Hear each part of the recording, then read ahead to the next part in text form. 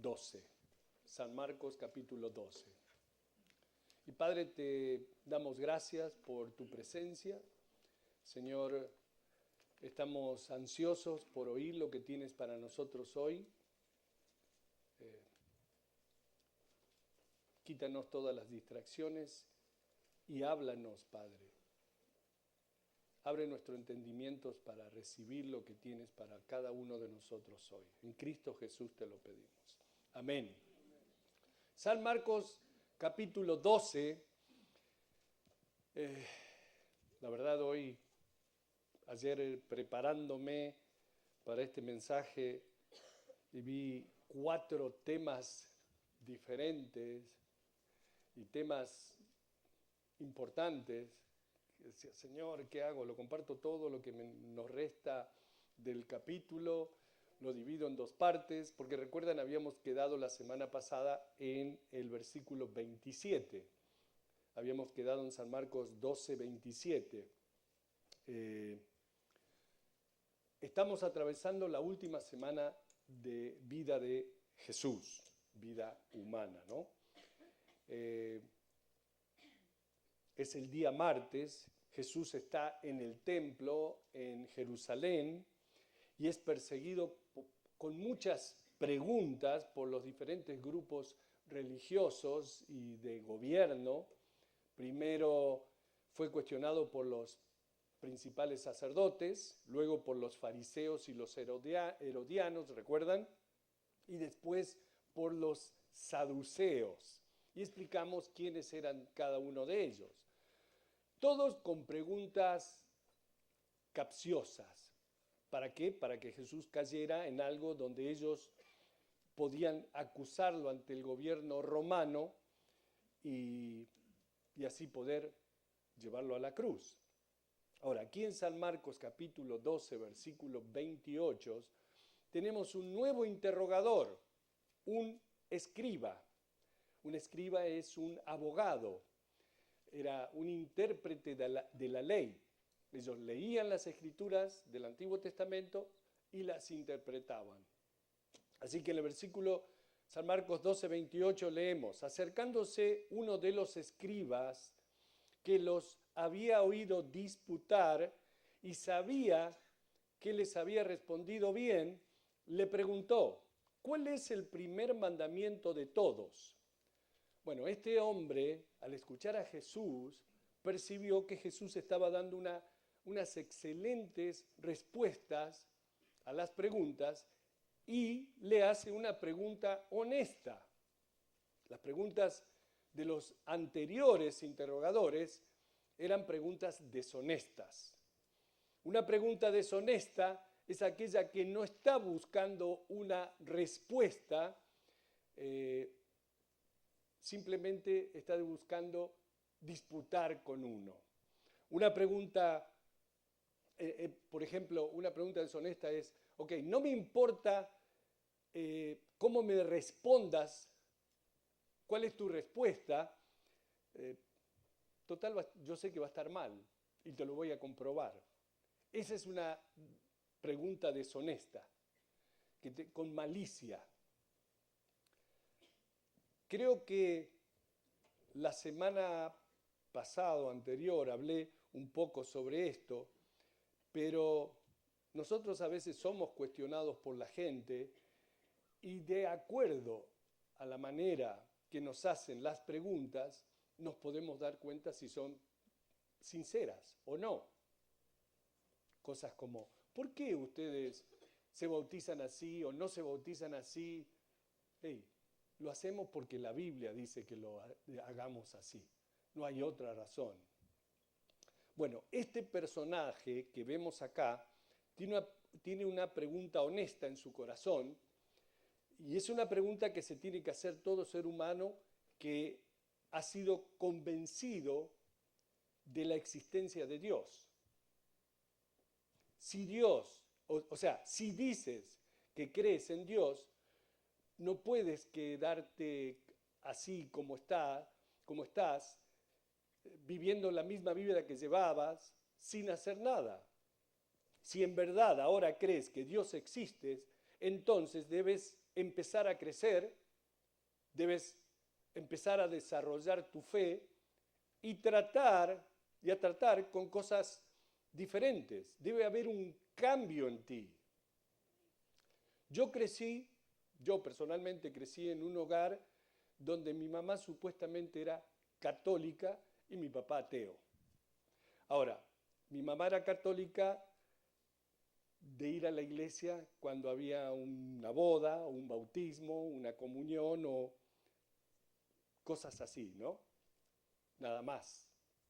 Por el otro lado, mi abuelo paterno y mi papá no creían que Dios existía.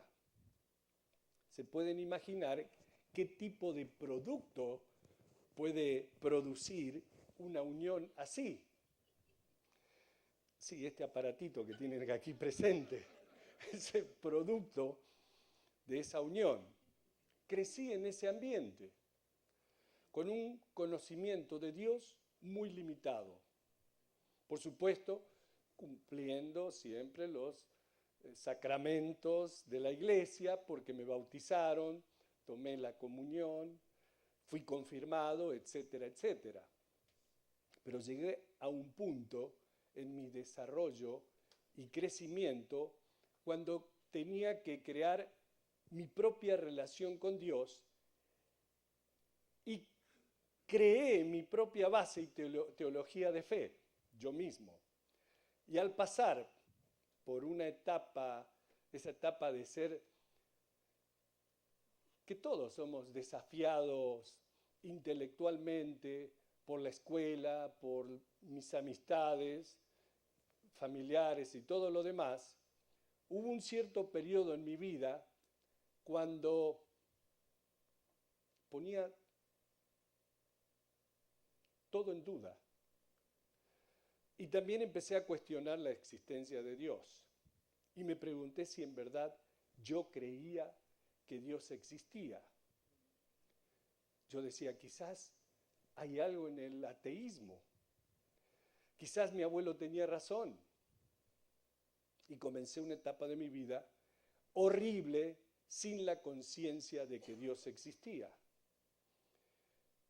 Créanme que es un estado de miseria porque poco a poco me estaba hundiendo con esos pensamientos de que Dios no existía y que de repente todo era un concepto o una idea de hombre porque el hombre necesita creer en algo. Todas esas cosas andaban en mi mente. Ahora, al no creer que Dios existe, me he dado cuenta que tú eres tu propio Dios.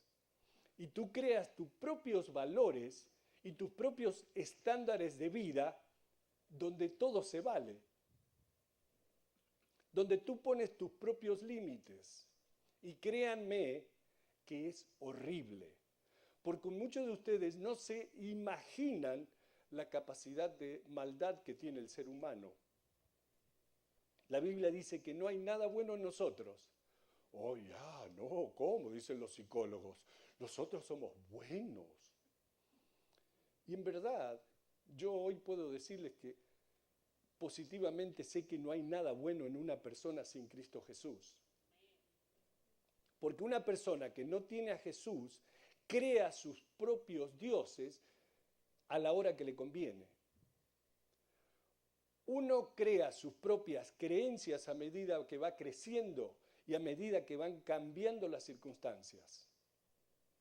Cuando eres joven, tu Dios es un Dios muy liberal, muy divertido, le gusta echar parties, le gusta la fiesta, le gusta la parranda.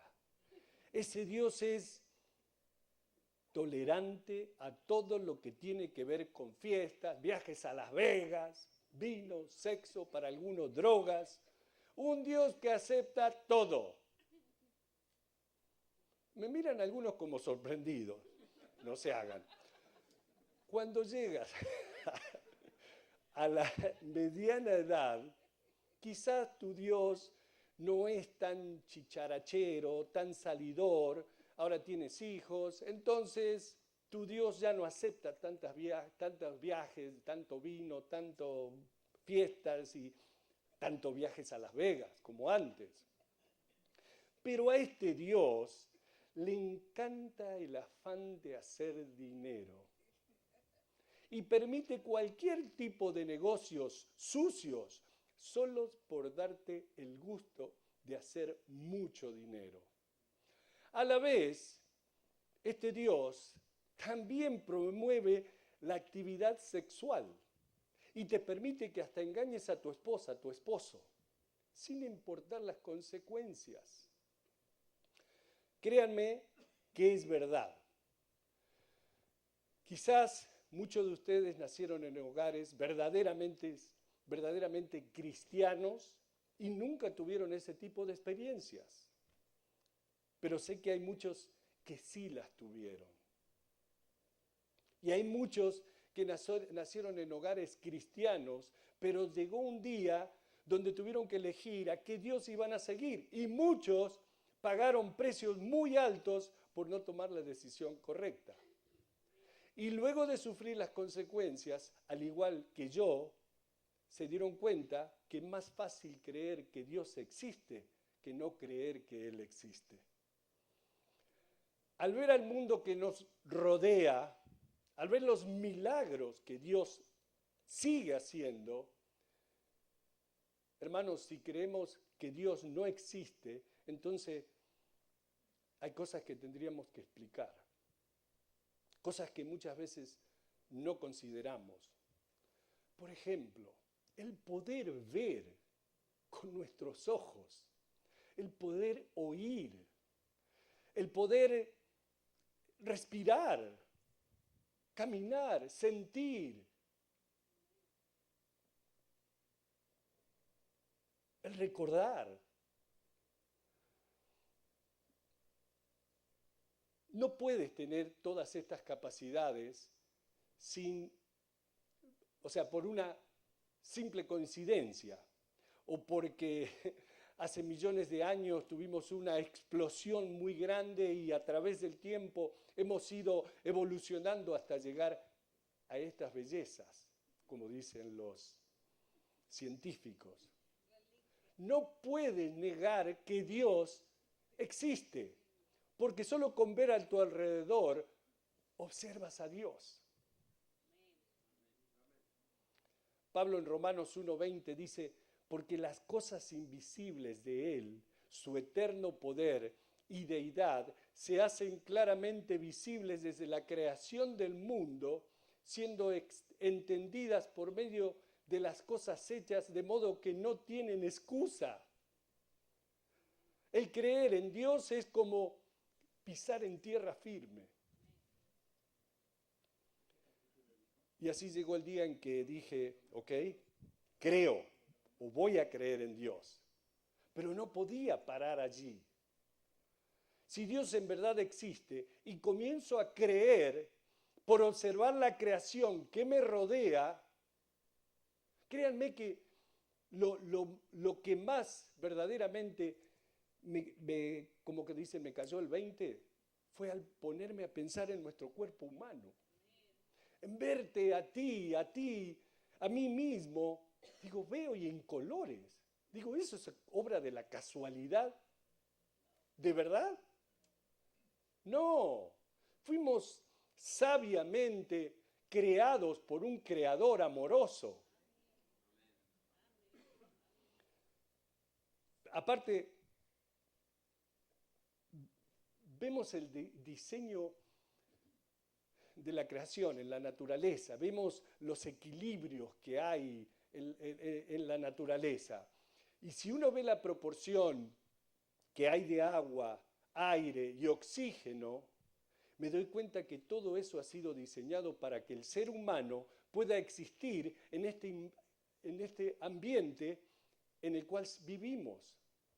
Era necesario cierta cantidad de humedad, de aire, de agua, para poder vivir aquí, el ser humano. Oxígeno. Ahora, si Dios tenía un diseño y un propósito para todo esto, entonces también tiene un propósito para mi vida y para tu vida. Y si Dios tiene un propósito para mí, ¿cuál es el propósito de Dios en mi vida? Yo quiero saber. Este hombre que viene a Jesús se encontraba en ese dilema y le pregunta, ¿cuál es el primer mandamiento de todos? Jesús le responde, el primer mandamiento de todos es, oye Israel, el Señor nuestro Dios, el Señor uno es. Bueno, los líderes religiosos habían mandado a este hombre con una pregunta como antes, una pregunta más. Una pregunta que los rabinos judíos habían estado debatiendo por siglos, por años. Saben, de los 613 mandamientos que se hallan en la ley, los mandamientos de Dios a Moisés, 365 son negativos y 248 positivos. Bueno, quería saber cuál era el más importante de todos los mandamientos. Jesús respondió con la declaración de fe tradicional judía conocida como el Shema. El Shema es un puñado de escrituras que los judíos ponían en sus muñecas y también los clavaban en las puertas, en la frente, y estas escrituras las leían, y está la explicación en Deuteronomio capítulo 6. Los judíos piadosos recitaban esto en la mañana y en la tarde. Lo pueden buscar en casa en Deuteronomio capítulo 6, que dice así, oye Israel, Jehová nuestro Dios, Jehová uno es. O sea, eso es lo más importante, saber quién es Dios. Y aquí Jesús se lo recuerda. Lo que Jesús está diciendo es que lo principal, lo más importante, lo elemental es que conozcas al Dios verdadero y vivo. Eso es primero, conocer a Dios. Pero con tantas religiones, ¿cómo saber quién es el Dios vivo? Bueno, ese es el dilema de muchos al comenzar a construir su fe y su relación con Dios. Comienzan a estudiar las diferentes religiones y compran libros del maoísmo, del budismo y todas las otras religiones hasta llegar a la Biblia, hasta llegar a estudiar la Biblia. Al leer la Biblia y al llegar a creer que Dios existe y creer que Dios me creó para un propósito, entonces inmediatamente rechacé, descarté todos los demás sistemas religiosos. Ya ni me molesté o ni me tomé la molestia de entrar en mitología griega y romana o qué sé yo, todas esas religiones que forman parte de la historia del hombre que ya ni existen hoy en día. Pero hay gente que sigue estudiando todas esas cosas. También descarté todas esas religiones nuevas que están saliendo o han salido en años recientes. ¿Por qué? Porque cuando más estudias la Biblia, más te convences de que la Biblia en realidad es la revelación de Dios. Y hoy en día no tengo ni la menor duda de que la Biblia es la revelación de Dios al hombre, a nosotros. Y me he dado cuenta que los sistemas religiosos del hombre son los intentos del hombre de poder llegar a Dios por sus propios medios, mientras que el cristianismo es el intento de Dios de alcanzar al hombre. En los sistemas religiosos, el hombre tiene que hacer buenos méritos para hacerlo suficientemente bueno para que Dios lo acepte. Bueno, en el cristianismo no hay manera de que el hombre llegue a ser lo suficientemente bueno para que sea aceptado por Dios. Solo tienes que confiar en la gracia de Dios. No hay una buena obra que puedas hacer. La Biblia dice que no hay nada que podamos hacer que nos haga dignos de Él. Solamente podemos recibir su gracia y misericordia que Él extiende a nosotros por medio de su Hijo Cristo Jesús. Dios te está alcanzando a ti. Tú no lo puedes alcanzar a Él. Si estás aquí, te han invitado hoy, Dios te está hablando a través de su Espíritu. Me usa a mí como el vehículo para llegar a tu corazón. Y lo más importante para el ser humano es descubrir al Dios vivo y verdadero. Jesús responde la pregunta: oye Israel, el Señor nuestro Dios, el Señor uno es. Y es importante que sepas quién es Dios. Segundo, debes entrar en una relación personal con Él. Dice el versículo 30, y amarás al Señor tu Dios con todo tu corazón. Debes amar al Señor con la parte más profunda de tu vida. Dice, con todo tu corazón, con toda tu alma y con toda tu mente y con todas tus fuerzas. Este es el primer mandamiento. Ama a Dios supremamente. Dios tiene que ser el centro de tu existencia, el centro de tu vida. La vida de una persona gira en torno a un centro. Y es importante que mires a tu vida y te preguntes en torno a qué está girando tu vida. ¿Cuál es el centro? Saben, para la mayoría de la gente, ese centro es el yo. Yo. La mayoría de las personas viven vidas egoístas y centradas en ellas mismas. Pero la Biblia nos advierte que la vida egocéntrica es seguida de vacío y frustración. Esto no lo inventé yo. En el libro de Eclesiastés nos da un gran ejemplo de Salomón, que vivió una vida centrada en él e hizo todo para él. ¿Y qué pasó? Finalmente terminó en ese lugar de llanto diciendo, vanidad, vanidad. Y la vanidad produce vacío, produce un vacío frustrante. Salomón dice que lo hizo todo, lo tuvo todo, pero como todo giraba en torno a él, se sintió no realizado. Y terminó como un cínico amargado, como toda persona que vive para sí mismo. Hay quienes al final del camino, y lo he escuchado varias veces, no valió la pena. Hombres grandes diciendo eso. No valió la pena. La vida es una mentira, la vida es un error, es una farsa. No hay significado ni propósito en ella. Se sienten vacíos e insignificantes. Eso es porque se tienen a sí mismos como el centro de sus vidas. Y si todo le va bien, pero si le va mal, no vale, la vida no vale nada. Alguien escribió algo sobre eso.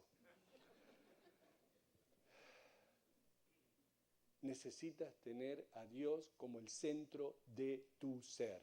Y eso es lo que Jesús está diciendo.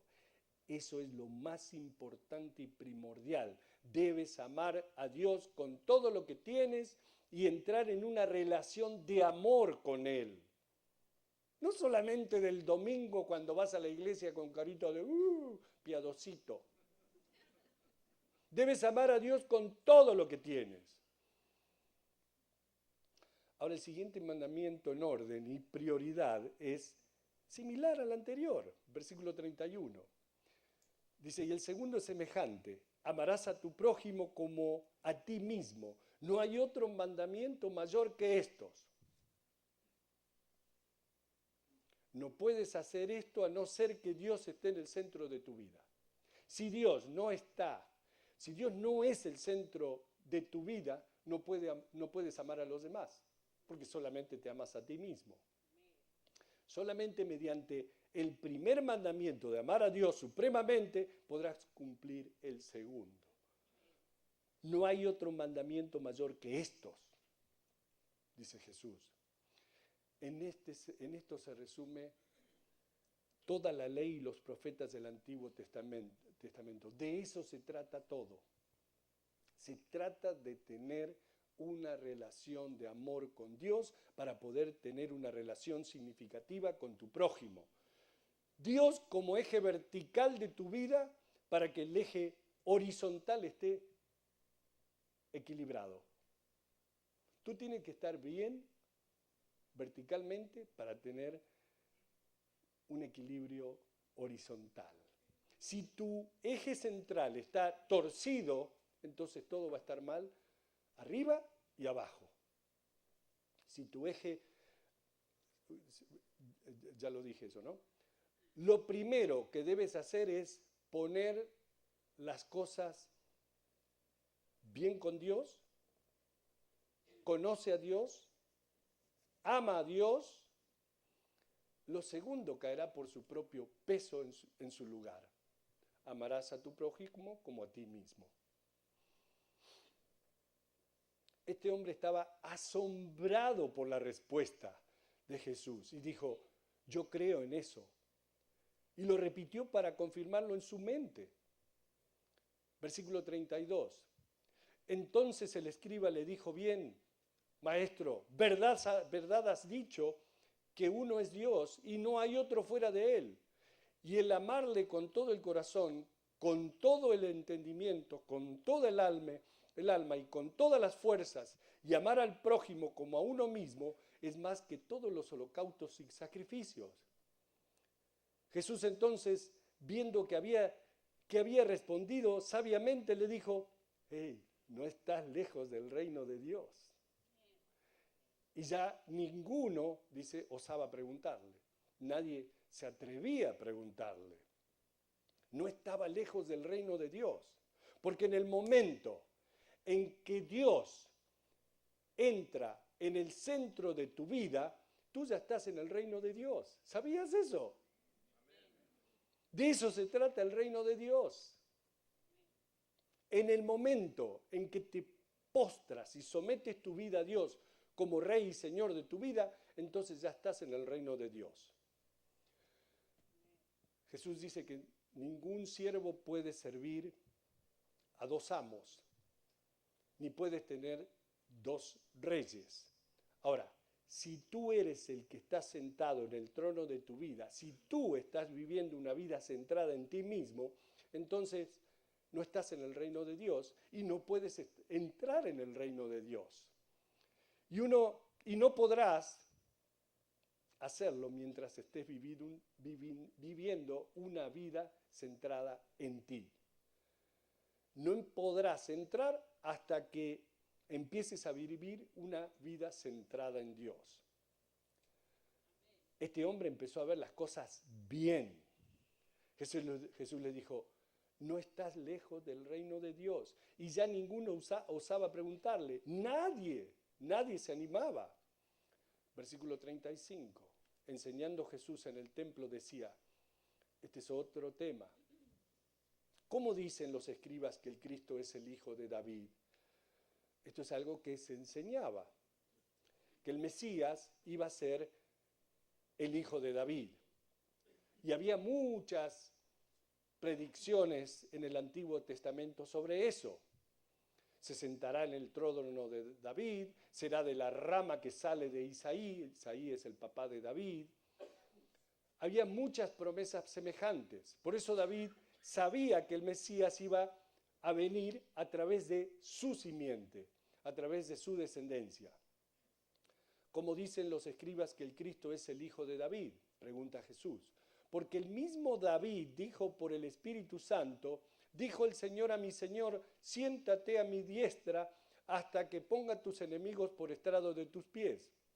David mismo le llama Señor, como pues es su hijo. Y gran multitud del pueblo le oía de buena gana.